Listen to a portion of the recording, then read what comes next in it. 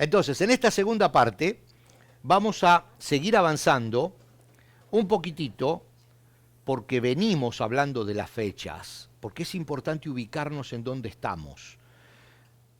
Cuando hablamos de todos estos movimientos, vamos a ver un poquitito las fechas. Dice Esdras en el capítulo 3 y versículo 1, que lo vamos a leer después inmediatamente, dice, esto sucedió a comienzos del otoño. Esa es una frase chiquitita, pero es muy importante. Bueno, primero, como no se especifica en qué año, creemos que pudo haber sido en el primer año de Ciro, o sea, en el 538, o en el año siguiente, 537. Recordemos que los años antes de Cristo retroceden. O sea, 38, después 37, después 36, después 35, hasta el 0. Y después del 0, que es el año, comenzamos otra vez a contar hacia arriba. Entonces esto pudo haber sido en el otoño del 538 o en el otoño del 537 al año siguiente. Y la referencia es muy importante. Ahora van a ver por qué. Porque hay una fiesta muy importante que se celebra en esa fecha a principios del otoño. Se llama el Gran Toque de las Trompetas o la Fiesta de las Trompetas. Y esta orden está en Levítico. Vamos a ir un poquito más atrás porque estas primeras cosas que se hicieron en la nueva ciudad que se comenzaba a reconstruir son muy importantes en la base. Y esta fiesta es clave. Por eso la menciona exactamente Esdras y después lo vamos a leer. Dice Levíticos 23, 23 al 25, vamos a la ley de Moisés en Levítico. Dice, el Señor le dijo a Moisés, da las siguientes instrucciones al pueblo de Israel. El primer día del mes señalado, a principios del otoño, guardarás un día de descanso absoluto. Será un día oficial de Asamblea Santa, un día conmemorado con toques fuertes de trompeta. No harás ningún trabajo habitual en ese día, en cambio, deberás presentar ofrendas especiales al Señor. Ese día, en el antiguo calendario lunar hebreo, cae más o menos entre septiembre y octubre de nuestro calendario actual. Más o menos entre septiembre y octubre. Y ese día del toque de las trompetas era tan importante cuando se comenzaba a reconstruir Jerusalén, y es tan importante hasta hoy, que se celebra como el Rosh Hashanah. Espero haberlo pronunciado más o menos bien. Significa cabeza del año. Y es simplemente el Año Nuevo Judío. Hasta el día de hoy, esa fiesta es el Año Nuevo Judío, es el toque de las trompetas. Con ese día de fiesta sagrada, donde no se toca nada, donde no se mueve nada y se tocan las trompetas, comienza el nuevo año. Por eso era tan importante, como dice Esdras, comenzar de esta manera la reconstrucción de la nueva Israel. Ahora vamos a leer lo que le dijimos recién. Esdras 3, 1 al 3. A comienzos del otoño, lo que aclarábamos recién, cuando los israelitas ya se habían establecido en sus ciudades, todo el pueblo se reunió en Jerusalén con un mismo propósito. Entonces Yeshua, hijo de Jehosadac, se unió a sus hermanos sacerdotes y a Zorobabel, hijo de Salatiel, con su familia, para reconstruir el altar del Dios de Israel. Acá empezamos en la parte importante. Querían sacrificar ofrendas quemadas sobre el altar según las instrucciones de la ley de Moisés, hombre de Dios, a pesar de que tenían miedo de los lugareños, reconstruyeron el altar en su sitio original.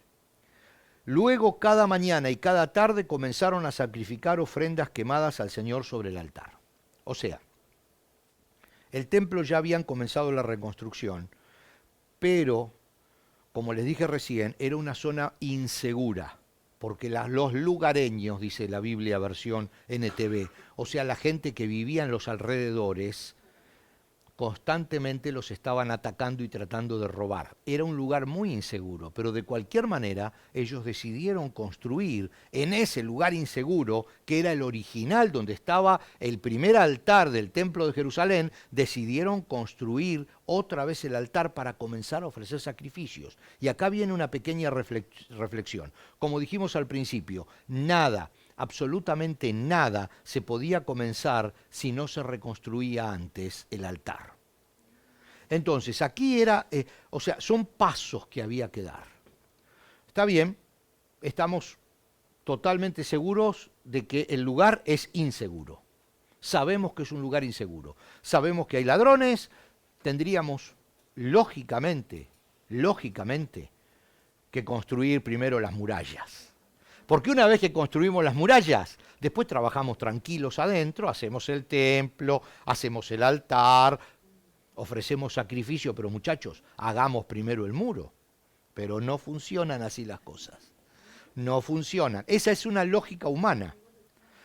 Esa es una lógica humana, pero los israelitas no anduvieron por ese camino de la lógica humana. Lo primero que había que hacer era honrar al Señor reconstruyendo el altar. Reconstruyendo el altar. Y por supuesto eso siempre nos hace acordar, o al menos a mí me hace acordar, y lo traigo para ustedes hoy, a Elías. Cuando Elías reconstruye el altar a Dios en el monte Carmelo. Vamos a leer un pedacito y el resto se los cuento, por si no recuerdan bien la historia. Dice que entonces Elías, en Primera de Reyes 18, 22 al 24, apenas un par de versículos, entonces Elías les dijo, yo soy el único profeta del Señor que queda, pero Baal tiene 450 profetas, ahora traigan 2 toros, y los profetas de Baal pueden escoger el toro que quieran, que luego lo corten en pedazos y lo pongan sobre la leña de su altar, pero sin prenderle fuego.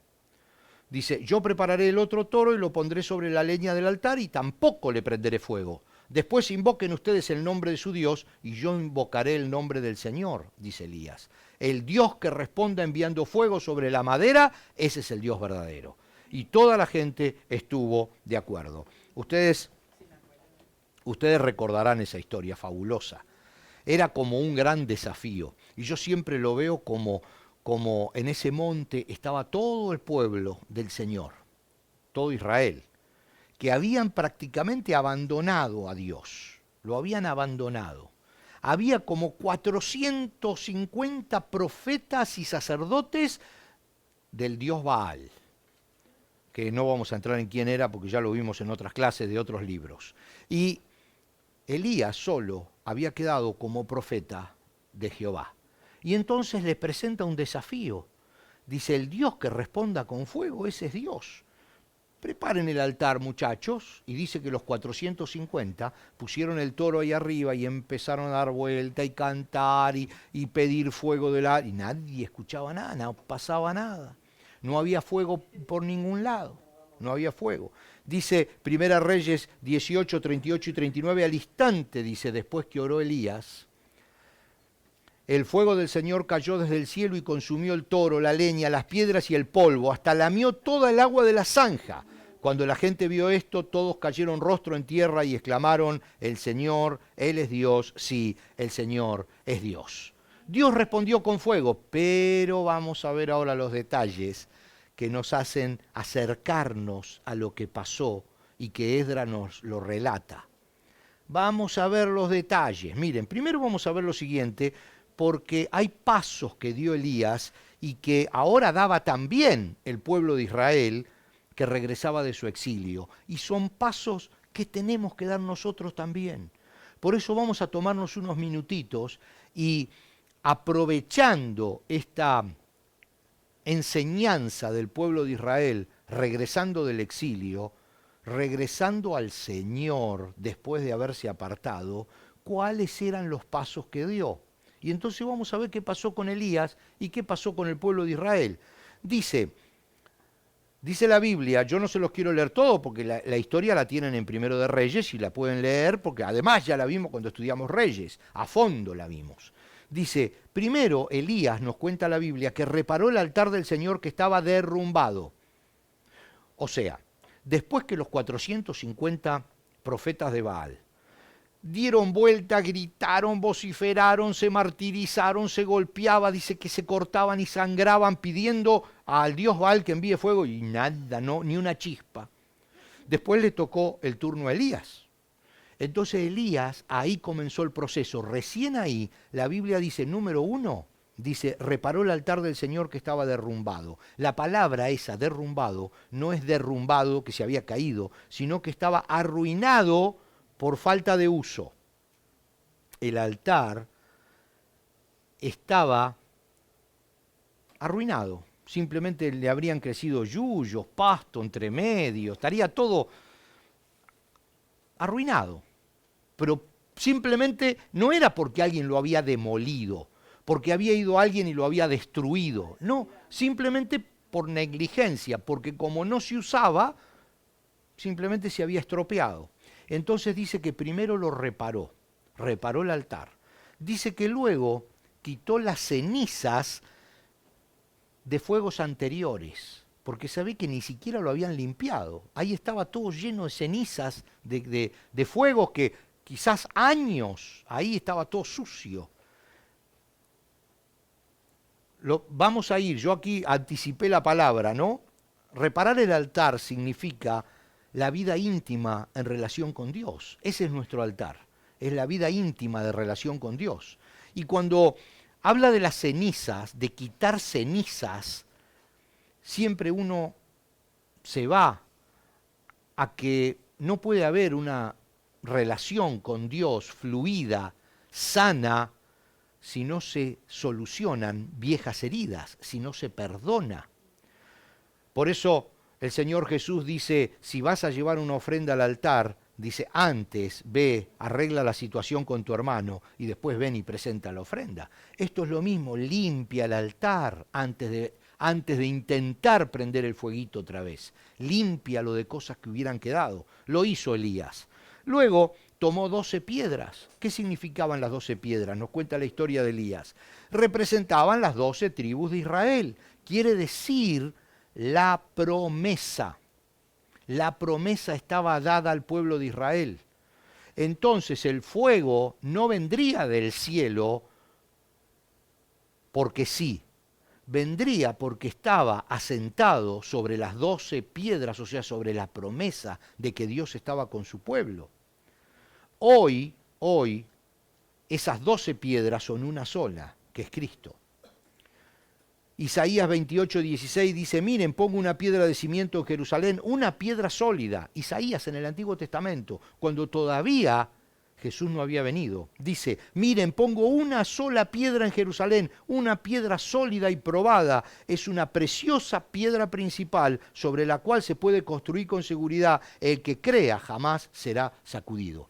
Esa sola piedra, que es Cristo, es la que reemplaza la promesa. Es la misma promesa. La misma promesa que se asentaba sobre las 12 tribus de Israel, ahora se asienta sobre Cristo para nosotros. Entonces dice que Elías tomó esas 12 piedras y las puso en la base, después de haber reparado el altar y limpiado de cenizas anteriores. Y luego dice, arrojó 12 jarras, ¿se acuerdan? 12 jarras de agua para simbolizar algo muy importante, que no es con estrategia humana. No es con palabrería, no es con esfuerzo. Él lo que quería era que quede claro que si caía fuego del cielo, no era una chispa, no era alguien que se había colado por detrás y había tirado un fósforo, no era que alguien con un espejito había prendido fuego, no era un fuego espontáneo. Él lo que quería simbolizar con eso es que si caía fuego y quemaba, no había ninguna posibilidad humana de que pudiera haber sido un fuego espontáneo o prendido por alguien. Porque con 12 jarras de agua sobre la madera y sobre la piedra y sobre el sacrificio que era el toro, nunca podría haberse prendido fuego, humanamente hablando. Entonces lo que quería Elías era que cuando llegue el milagro, todos sepan que la gloria le pertenecía solamente a Dios.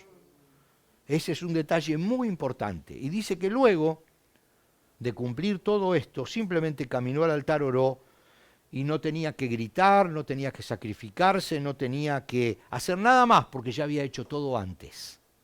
Y dice que cayó el fuego del cielo, como acabamos de leer, no solamente que quemó al toro y a la leña, sino que quemó las piedras y hasta secó el agua que había en la zanja que estaba alrededor del altar. Entonces, aquí estamos hablando que los pasos de Elías hoy se aplican a nuestra vida, porque los pasos de Elías se aplicaron también al pueblo de Israel cuando regresó. Y se aplican también a nuestra vida hoy, son los mismos pasos. Iniciar una nueva etapa de relación con Dios desde el altar de una vida consagrada. Cuando por X razones nos apartamos del Señor o nos enfriamos un poquito, dice, reparar el altar es fundamental. No se puede hacer nada antes. Humanamente quizás nosotros pensamos que podemos hacer algo, como ellos que quizás humanamente hablando habría que haber construido primero el muro, pero no, lo primero es reparar ese altar, limpiando la conciencia de problemas viejos, perdonando aunque la otra persona no merezca nuestro perdón, aunque la otra persona sea totalmente culpable de algo, pero perdonar quita las cenizas de nuestro altar. Luego, poner las bases correctas para la relación con Dios, que es el sacrificio de Cristo que nos justifica. Quitar toda posibilidad de un fuego espontáneo o explicación coherente cuando Dios bendice. Y todas esas explicaciones coherentes nuestras le quitan la gloria al Señor. Entonces, cuando Dios nos bendice, cuando hay un milagro, la gloria tiene que ser para Él. Cuando todo eso esté organizado, el fuego del cielo va a caer, dice. Todo lo demás se va a solucionar. Todo lo demás va a comenzar a andar, pero primero tenemos que establecer ese altar. Entonces, esa relación con Dios que Elías explicó detalladamente, no con palabras, sino con hechos, allí en el Monte Carmelo, cuando tuvo que luchar, por decir así, con todos esos profetas y sacerdotes que pertenecían a otra religión, a otros ritos, y él tenía que demostrar que el Dios verdadero tenía poder y tenía que hacer volver el corazón de ese pueblo a Jehová Dios. Él siguió esos pasos. Luego el pueblo de Israel también siguió esos pasos. Esdras nos explica que esos son los pasos que Dios quiere que sigamos. Entonces no es coincidencia que Dios nos está pidiendo hoy que nosotros también sigamos esos pasos cuando queremos recuperar una genuina relación con Dios. No podemos avanzar mucho más de esto porque ya se nos fue la hora y tenemos un montón de cosas para la próxima clase, pero cuando el altar esté reparado y no haya cenizas, cuando la base esté puesta y cuando haya garantías de que la gloria será para el Señor, podemos orar que Dios va a enviar el fuego.